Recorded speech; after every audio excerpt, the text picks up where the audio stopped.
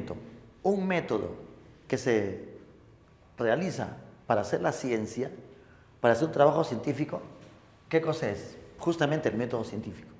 El método científico no sale de un momento a otro. El método científico se fue ensayando hace muchos años, siglos, siglos. Incluso con Hume, ¿se acuerdan? El empirista. Hume decía que todo debe ser experimental. O sea, si no se demuestra experimentalmente, no hay una evidencia para hacer algo.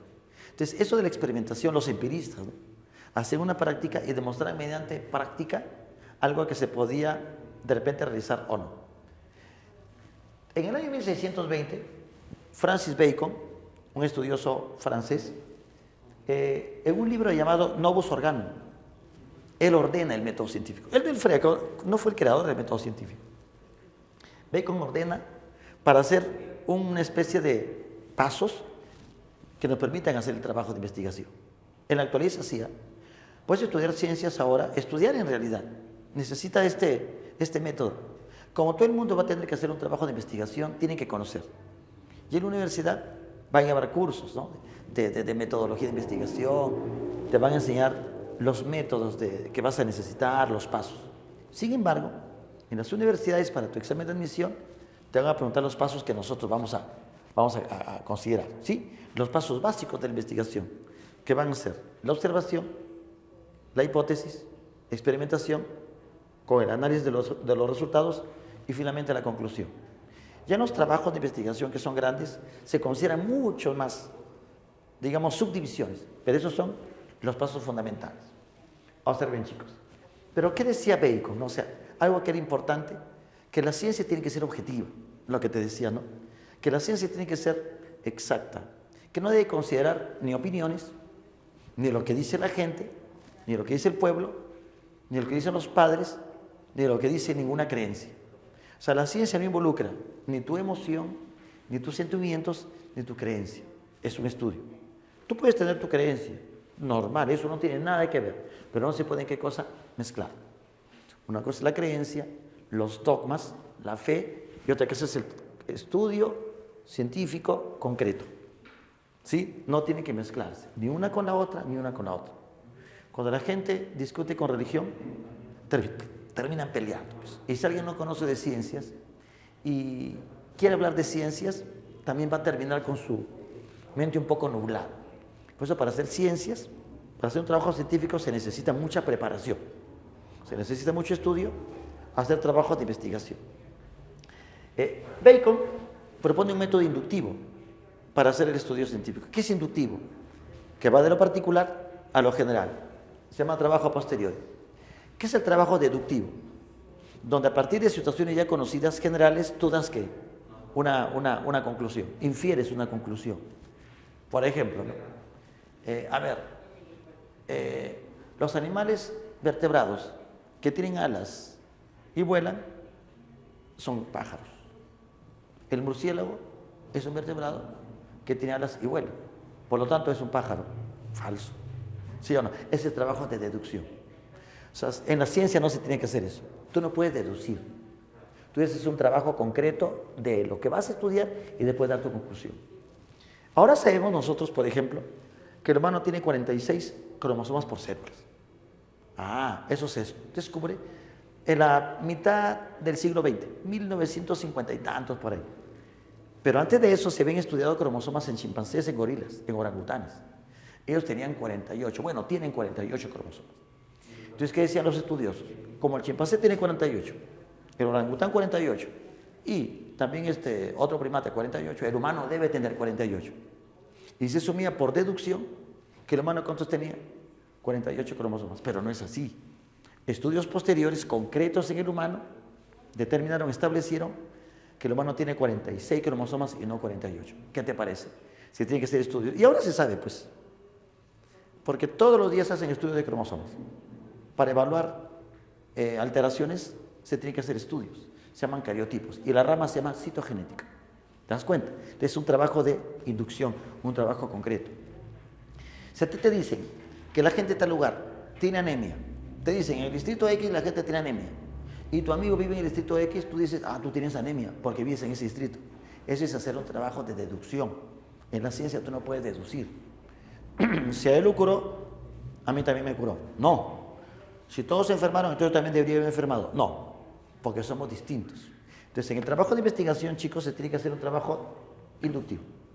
A posteriori significa que primero se demuestra y después se concluye. Primero se demuestra y después se concluye. Es el trabajo de investigación de Bacon, como te digo. Ese trabajo. Y vamos a considerar los pasos en el método científico. Entonces, si te preguntan entonces, ¿qué es el método científico? Un conjunto de pasos ordenados que nos permiten realizar un trabajo de investigación científica. Ese es el trabajo de investigación científica. A ver, ¿cuáles son los pasos? Vamos a suponer que tú estás trabajando con peces, vas a vender peces, quieres vender pececitos y la gente consume mucho o le gustan mucho los peces coloraditos.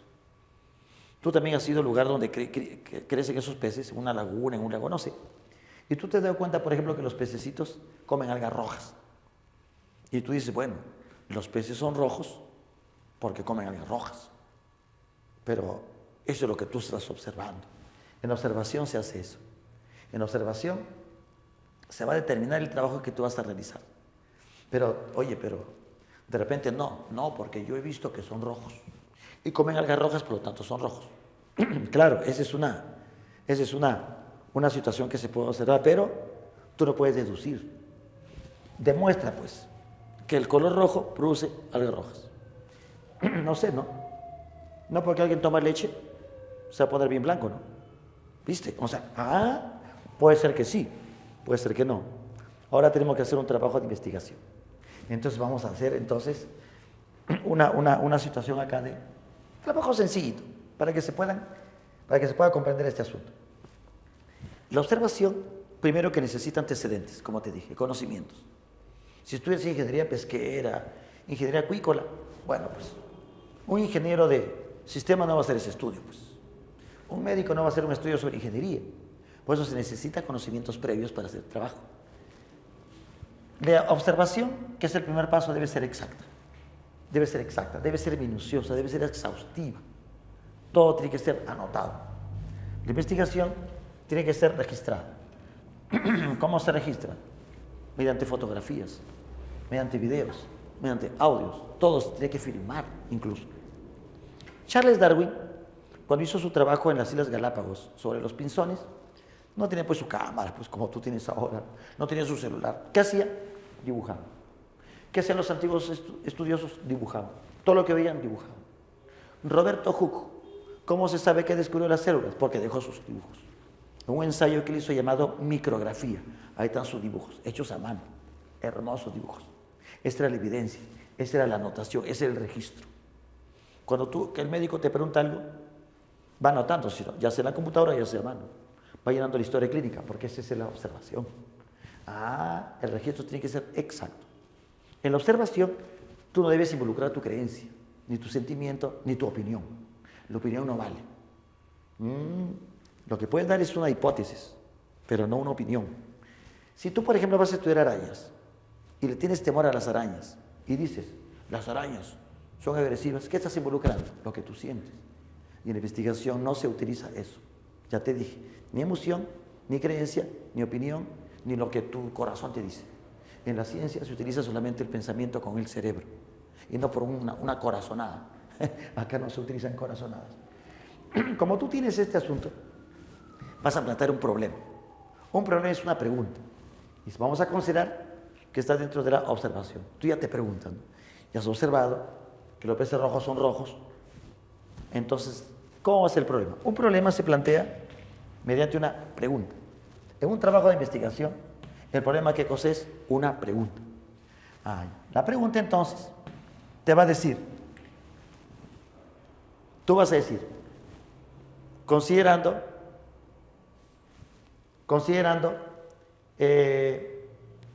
estas dos variables. Mira, algas rojas, peces rojos. Las algas rojas producen peces rojos.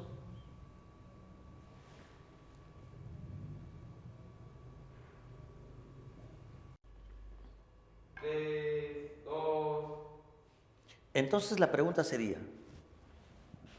por ejemplo, ¿no? El consumo de algas rojas es la causa del color rojo de los peces, de estos peces. Eso sería una pregunta. Mira que tienes acá dos variables, la causa y la consecuencia o el efecto. En ciencias, a la causa se llama variable independiente. A la consecuencia o efecto se llama variable, ¿qué cosa? Dependiente. Porque el efecto depende de qué? De la causa, lógicamente. Ese es el principio de causalidad. No casualidad, causalidad. Algo, hay una causa, hay un efecto. Si en ciencias hay un efecto, un fenómeno, debe tener una causa.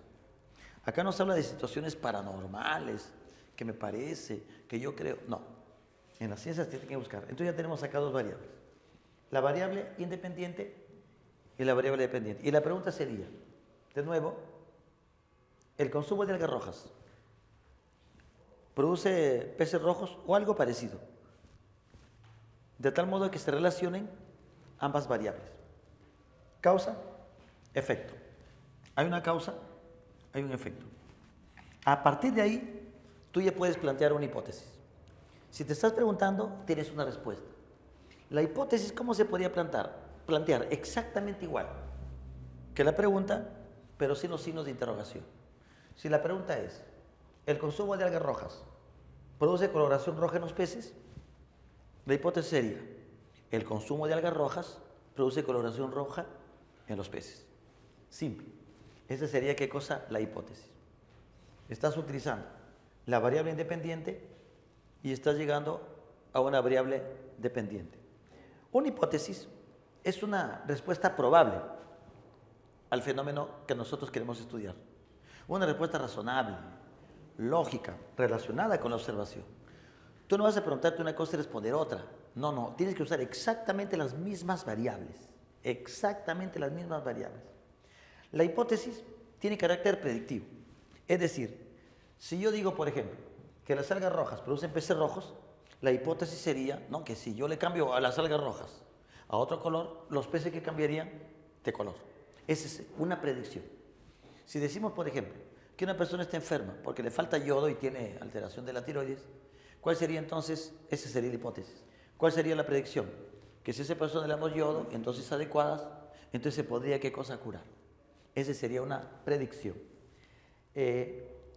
La hipótesis también se puede, digamos, negar. Si yo digo que la causa de la coloración roja es el consumo de algas rojas, yo podría decir que no. El consumo de algas rojas no produce la coloración roja en los peces. Esa es la negación. Llama de hipótesis nula. Digamos que la positiva, la afirmativa, sería hipótesis alterna. La nula sería la negación de la hipótesis alterna. También le dicen que es falsable, ¿no? La hipótesis tiene carácter falsable. O sea, así como se puede afirmar, así también qué cosa se podría negar. Esa es la hipótesis. Entonces ya tenemos acá tres cosas. Hipótesis, una respuesta probable, ¿sí?, al estudio con carácter predictivo. Se puede mover, digamos, si es que los factores cambian, también la hipótesis podría moverse. Hay hipótesis alterna, que es la afirmativa, y la nula, digamos, que es la negación de esta. Ahí tenemos la hipótesis, y ahora ¿qué cosa continúa? El otro paso, que ahora te estoy explicando.